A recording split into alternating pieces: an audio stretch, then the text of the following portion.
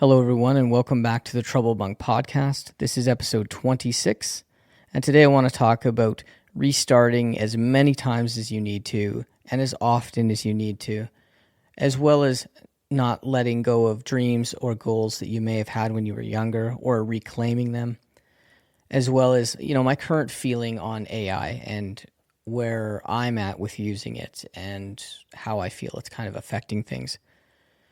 So let's start with restarting as often as one needs to.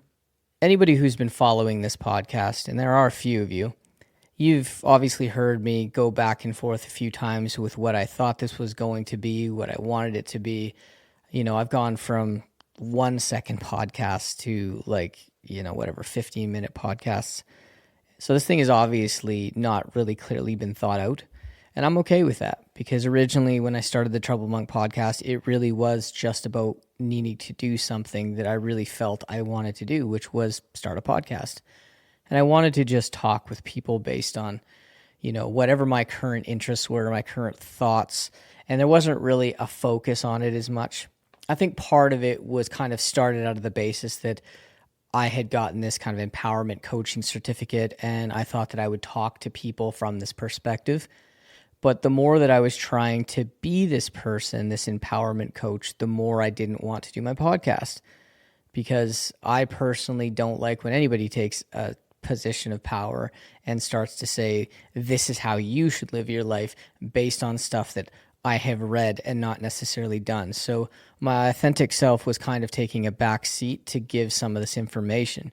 It's not that the information that I was giving you wasn't coming from a good place or an honest space. It was just, it wasn't fitting the way that I wanted it to. So I had to sit with this for a bit. I needed to really meditate on some things, pray on some things. I needed some clarity, and I feel like I have that clarity now. I realized that the Trouble Monk is a lot like the original dream I had when I was 14 or 15 and I wanted to get a book placed in chapters. For somebody who'd never written a book before, it's very lofty of a goal to be like, I want my book to be on the shelf of the largest bookseller in Canada. And then in my 30s, 20 years after the dream, I achieved it. And I don't know why it took that long for me to even write the book in the first place so that I could achieve it. And it's not that it took me 20 years to write the book. It didn't. It took me 20 years to get to the point where I was like, okay, now's the time to write the book. And that's kind of what I realized last week when I did a book signing.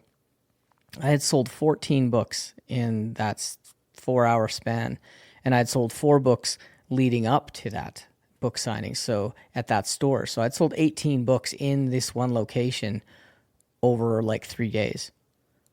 When I was 14 and I was dreaming about this, I never really thought about it actually happening. And when I finally wrote the book, I felt like it could happen. But even then, I was still kind of second guessing whether or not I would sell books. And I've been selling quite a few books. So over the course of the 2 books that I have out right now, I'm probably sitting somewhere around 750 something sales, which obviously isn't a giant amount of sales, but we're getting there. And it's my road to 10,000 book sales right now that I'm working on, which also brings me to the restart of this podcast. What this podcast before was really focused on these bite-sized inspirational things that you could just listen to for 5 minutes and then you could get on with your day. And I do still believe that this is going to have that. But I also believe that the Trouble Bunk podcast needs to reflect me, not as an empowerment coach. It needs to reflect me as an author, because that's how I actually want to talk with all of you. My life is so filled with so many interesting things, so many interesting people. I hear amazing stories all the time that I want to share. I discover new music. I watch some amazing movies, read some amazing books. I just really dive into a lot of things that I want to be able to share. And if I'm going to share the authentic version of myself with you, then I need to bring you in on that journey. I need to interview people who I really believe you would have a good time listening to, or at the very least, I would have a good time having an interview with.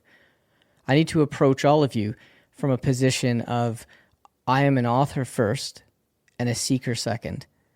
and that the empowerment coaching stuff is really just in the background. Because at the end of the day, I want to help everybody. And I'm a positive guy who is optimistic and yet flawed enough to be cynical about enough.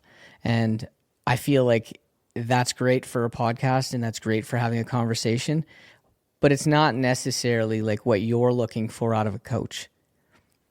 Now, if through this podcast, what I talk about inspires you enough to write, which I hope it does, then great. Maybe I'll take on a coaching position that way. But that's not really the end goal. The goal right now is to just share my journey with you. And I don't know where this journey is going to go. I've rebranded everything. So the YouTube channel, this podcast itself, my website has been revamped. I'm making sure that everything is about the creative journey. I want to talk about writing. I want to talk about journaling. I want to talk about things that I find interesting, great art. Could be from anything, whether it's music, movies, video games, you name it. I'm going to share that with you because I think that podcasting really is just about the journey. It's about us sharing a moment together. I'm not going to try to be in competition with everybody. You know, I'm not here to try to be the next Joe Rogan. I'm not here to try to be anybody else but me. And for some of you, that's going to be great. And for others of you, you're not going to be interested in what I'm saying, and that's perfectly fine as well. So, I've restarted this podcast more than enough times. This may be episode 26. But to me, this feels like episode 1. And that's also okay. I will restart as many times as I need to. As long as I don't stop, that's the most important thing. Now I want to talk about the next thing that's kind of been on my mind, which is achieving dreams and goals.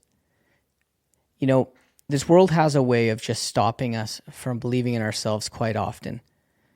It's like you can be younger, you can feel like you have time and you have energy and you have the whole world's ahead of you, so you can dream big, you know? You can say things like, I'm going to be a writer, or I'm going to be the lead in a rock band, I'm going to be a surgeon, whatever. Like, I'm going to be a football player. Like, you can be whatever you want when you're younger, but as you get older and like real life starts to creep in and the energy isn't as high as it used to be, or you have more responsibilities, and you start realizing words like taxes and finances and, you know, stuff like that, and mortgages and things that actually just get in the way of you feeling like you have the free time to do stuff. I don't know how busy your life is, and you could be a very busy person. And I don't want to act like you can just drop everything to start something. I understand that that's not how maybe your life is set up. But I would impress upon you that you should look at what you want to do, those dreams that you had, those goals that you had, and you should really ask yourself if you still want them to happen. And really think about it. Like, if you were younger and you said you wanted to write a book, why would you not write a book if you still wanted that dream now? What would you be waiting for? The perfect day? The inspiration, like the moment where you feel like your self-esteem and confidence level is so high that you can write the book with your eyes closed? That's just not going to happen. I know that when you're chasing things that you love, you need to like really dive deep. You need to really dig in and get past the fear and the little imp that rests on your shoulder, whispering in your ear, telling you that it sucks and no one's going to read this book and no one's going to like what you're doing. You need to tell that to shut up. It's just never going to go away. And yes, if your life is busy, you still need to slow down enough to do the things that you want to do. Everyone in your life, even if they're dependent on you, do not have the right to take away every moment of your life just to give to them. You have to remember that you are still in this world alone. Even with a family, you are still one single unit who does have to take some time to themselves. And for a lot of you people who are burnt out, you're probably giving away all of your love and giving away all of your energy and giving away all your creativity so that somebody else can exist a little bit better than they would if you didn't give them that stuff. But I think that everybody does need to learn to swim on their own a little bit, a few days here and there or a few hours here and there. And you know, one thing that I like about the lead singer of a band called Moist, which is David Usher, is in his book, Let the Elephants Run, he specifically talks about his, personal time, his creative time is so important that he gets up an hour earlier and now 2 hours earlier before anyone else gets up. so that he can read the books he wants to read, write what he wants to write, and not have the world demand his time. And if you're one of those people who gets up at 7 o'clock in the morning and the first thing you do is work with other people, answer to a boss or answer to the family or whatever, you should get up at 6 and you should start taking an hour for yourself. I think that that's one of the greatest gifts you can give to yourself. Now, moving on from that, I want to talk about AI. AI is one of those things where everyone's kind of using it, and there's two sides of thinking. There's one side where people feel like this is the greatest thing in the world and it's going to help them with everything, and the other side feels like this is the mark of the beast and this is the devil's tool. I kind of sit somewhere in the middle on this one. I think AI has a lot of uses. I think there's going to be a lot about AI that's going to help people, that's going to help society, that's going to make things easier, it's going to make things faster. I don't think it's going to stop true artists from creating.